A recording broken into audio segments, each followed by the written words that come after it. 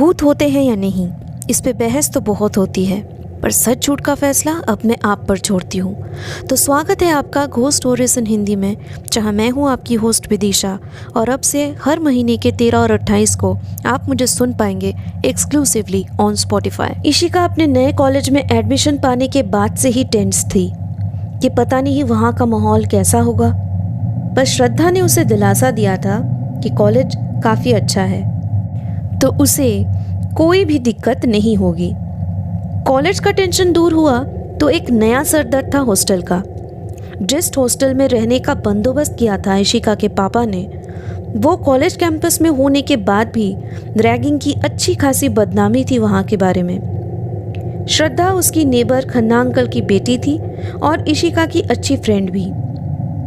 उसके दिलासा देने पर ही इशिका के पापा राजीव जी ने अपनी बेटी इशिका को किसी भी तरीके से रोकने की कोशिश नहीं की। श्रद्धा उसकी नेबर खन्ना अंकल की बेटी होने के साथ साथ इशिका की अच्छी फ्रेंड भी थी और 2 साल सीनियर होने के बावजूद श्रद्धा के साथ इशिका की काफ़ी बनती थी।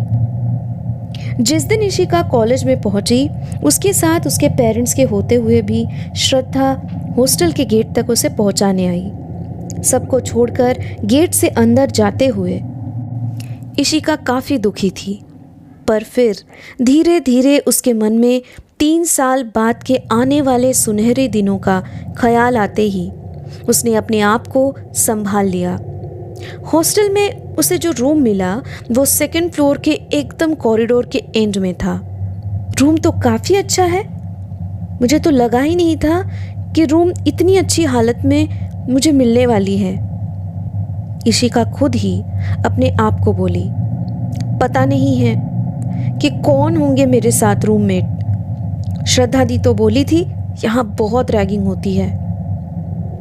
बिल्कुल सही बोली थी आपकी श्रद्धा दी। इस हॉस्टल में ये सब कुछ हमेशा से होता आ रहा है, सबको पता होता है, वार्डन बोलो या अथॉरिटीज़, पर किसी ने भी इसे रोकने की कोशिश नहीं की। पर अब ऐसा, इतना सुनते ही इशिका अचानक से अपने बगल में खड़ी हुई उस लड़की को देखी जो ये बातें उसको कह रही थी। इशिका ने देखा कि वो लड़की एक सादे कपड़े में खड़ी है, पर उसकी शक्ल अच्छे से देख नहीं पाई। वो इतना कहते कहते इशिका के सामने खड़ी हुई वो लड़की अचानक चुप ही हो गई, और तभी इशिका उसको पूछने भी वाली थी कि वो आखिर है कौन और ये सब उसे क्यों बता रही है, कि तभी इशिका की नज़र उस लड़की के पीछे खड़ी एक और लड़की पे पड़ी। वो दरवाजे पे लगेज के साथ खड़ी थी। सलवार कमीज़ पहनी हुई वो दूसरी लड़की बहुत ही शर्मीले अंदाज में बोली, हेलो जी, माई सेल्फ अमृत।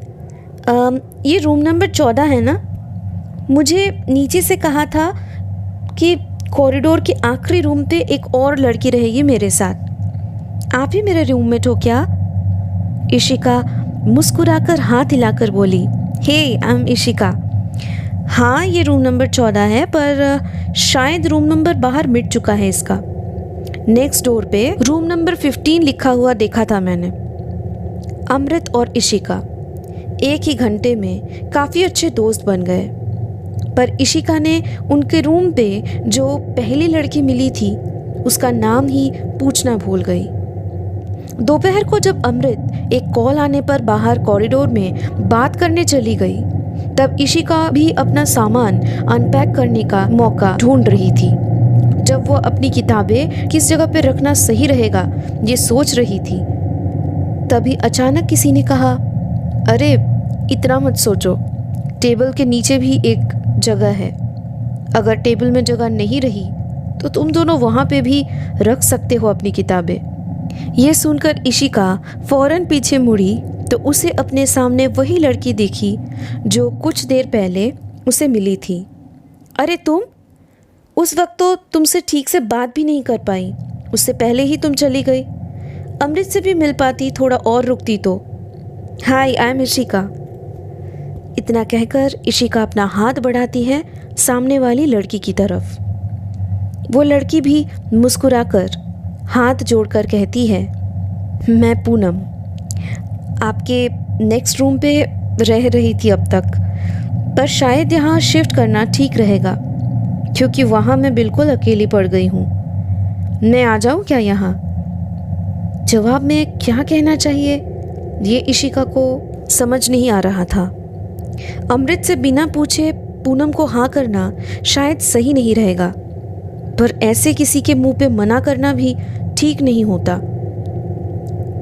अपने दिमाग में यही सवाल लिए इशिका जब सोचे जा रही थी, तभी अचानक अमृत की आवाज़ से उसको जैसे होश आया।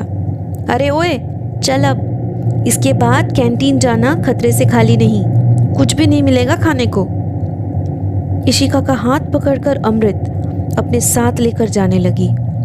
पूनम वहीं पे खड़ी रह गई। देखकर भी अमृत ने कोई बात नहीं की उससे, और ये देखकर इशिका को थोड़ी हैरानी हुई, पर वो इतना तो समझ गई कि अमृत को किसी और की पड़ी ही नहीं है, और ऐसे हालात में पूनम के उनके कमरे में शिफ्ट होने की बात करना ठीक नहीं रहेगा। इतना सोचकर इशिका ने भी अमृत से इस बारे में कोई बात नहीं की। कैंटीन का नज़ारा देखकर इशिका के पसीने छूट गए। इतनी भीड़, इतना लंबा क्यों? कब मिलेगा खाना हम दोनों को अमृत? अब क्या होगा? अमृत सहमी हुई आवाज में बोली। देखते हैं इशू यार, अब तो क्यू में खड़ा होना ही पड़ेगा। करीब 45 मिनट क्यू में खड़े रहने के बाद उन दोनों को अपना खाना मिल गया। एक साफ सुथरी जगह ढूंढकर दोनों ने अपना पहला निवाला मुंह में डाली ही होगी कि तभी अमृत के हाथ से किसी ने अचानक उसका प्लेट ले लिया। अमृत फौरन बोली, ये क्या बदतमीजी है? आपने मेरा खाना क्यों ऐसे ले लिया? आपको जरा भी? इससे पहले कि अमृत कुछ बोल पाए, अमृत के गाल पे एक लड़की ने जोर का थप्पड़ लगाया और कहा, अबे ओए, तेरी इतनी हिम्मत कि तू सीनियर से जुबान लड़ाती है? तेरा खाना ही लिया है, कोई कीमती चीज नहीं जो तू इतना सुना रही। चल निकल यहाँ से। अमृत और इशिका दंग रहकर उस लड़की की सारी बातें सुन रहे थे। इशिका उस लड़की को बोली, आप सीनियर हो, पर इसका मतलब ये तो नहीं कि आप कुछ भी करोगे। हम दोनों ने आपको ज़रा भी परेशान नहीं किया, फिर भी आप हमारे साथ ऐसा सलूक कैसे कर सकते हो? इशिका की बातें सुनकर जिस लड़की ने अमृत का खाना छीना था, उसने वो प्लेट अमृत के हाथ में पकड़वाते हुए कहा, तुम लोग बहुत डेयरिंग हो यार, ज़रा भी नहीं डरे। वाह, मज़ा आ गया। आज से तुम लोगों को कोई भी सीनियर तंग नहीं करेगा। अब से तुम दोनों भी हमारी टोली में शामिल होते हो। सही कहा ना बैंडिट गर्ल्स? उस लड़की का इतना कहना हुआ कि उसके साथ खड़े हुए 5 लड़कियां एक साथ उसे चीयर करने लगे, और उनमें से एक बोली, तो कभी गलत हो ही नहीं सकती सैम। सैम नाम की लड़की इशिका की तरफ मुस्कुराते हुए देखकर बोली, ए स्वीटी, आई एम सैम, पूरा नाम समायरा प्रधान। ये सब इस कॉलेज के सभी और हॉस्टल में भी मुझे सब कुछ ज़्यादा ही सम्मान देते हैं। अब इनको लगता है कि एमएलए की बेटी हूँ, इसलिए मेरे पापा जैसे मेरा रुआब भी हर जगह बनी रहे।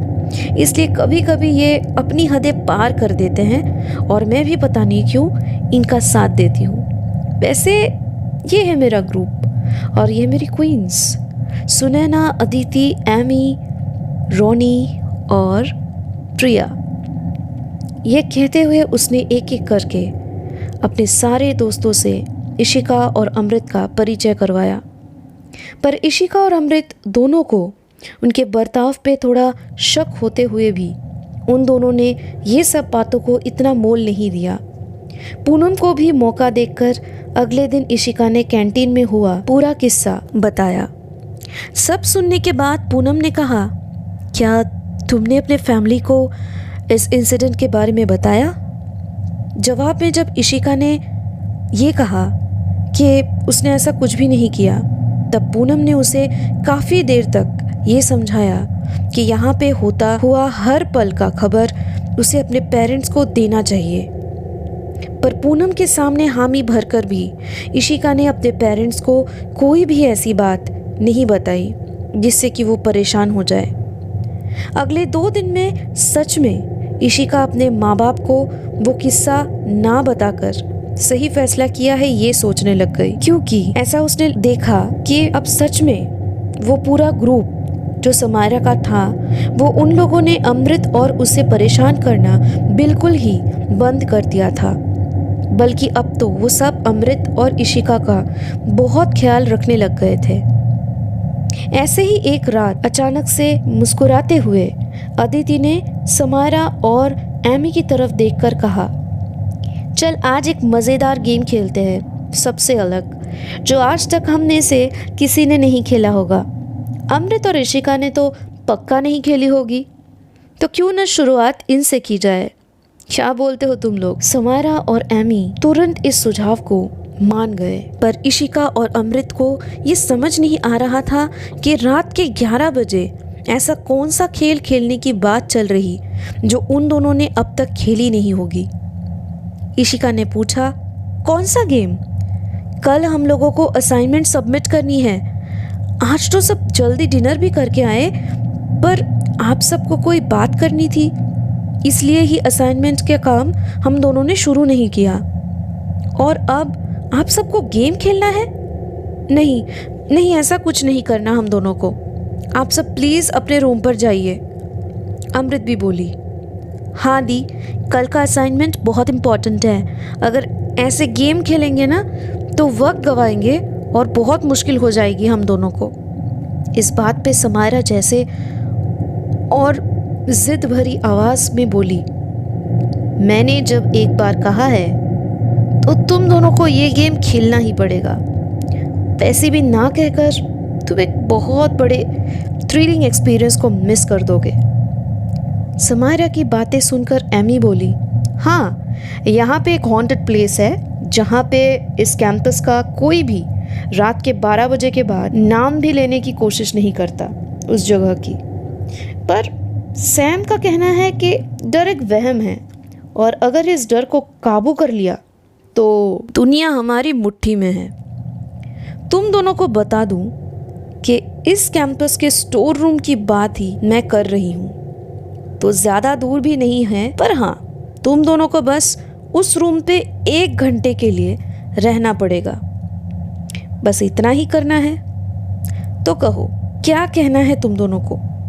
अमृत ने फिर से मना करते ही अब की बार अदिति उसका बाल खींचते हुए बोली, या तो तू खुद जाएगी या फिर हम सब मिलकर वहाँ तुझे छोड़ कर आएंगे। अगर तू अपना खैर चाहती है तो आज रात वहाँ तुझे जाना ही होगा। तू अकेले क्यों, तेरे साथ तो ये इशिका भी जा रही है ना वहाँ पे, तो डर मत।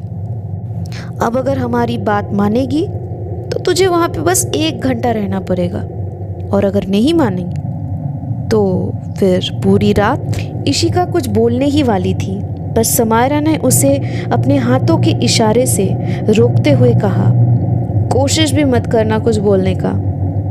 चलो मैं तुम दोनों को बताती हूँ कि वो प्लेस हॉन्टेड क्यों कहलाती है। कहते हैं कि वो रूम ही नहीं, उस फ्लोर का पूरा एरिया जो है ना, वो कब्रिस्तान के ऊपर बनाया गया है। बाकी रूम का इतना नहीं, पर उस स्टोर रूम पे कोई दिन में भी नहीं जा पाता। अब वो पिछले 10 साल से ऐसे ही बंद है। रात में तो वहाँ से अजीब अजीब सी आवाज़ें आती है और किसी की आहट सुनाई देती है। इन सब बकवास बातों को मैं नहीं मानती, और इसलिए मैं चाहती हूँ कि मुझे सही साबित करने के लिए तुम दोनों वहाँ जाकर आज 1 घंटा बिता कर आओ। That's it. ये थी आज की पैरानॉर्मल कहानी। आई होप आपको ये पसंद आई होगी। आज एक घोस्ट स्टोरीज इन हिंदी को स्पॉटिफाई पे फॉलो करें, जहां मैं आपके लिए लाऊंगी ऐसी कहानियां जो आपके डर के परिभाषा को बदल के रख देगी।